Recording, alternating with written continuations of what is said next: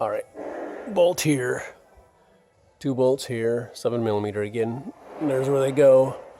You can see I've got this pulled out of there. It's still nice and new and fresh and flexible. And you can see that helps a little bit. Things just moving out of the way. Then this would just unplug. This is the fog lamp if you're doing that.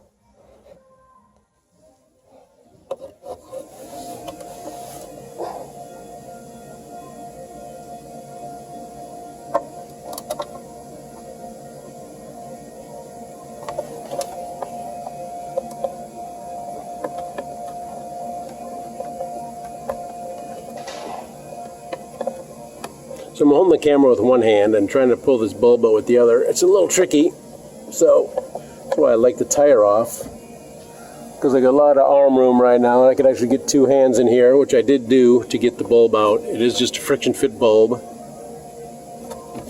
There's the tab you can push to release if you want to get it out, or if the socket's bad and you need to replace it.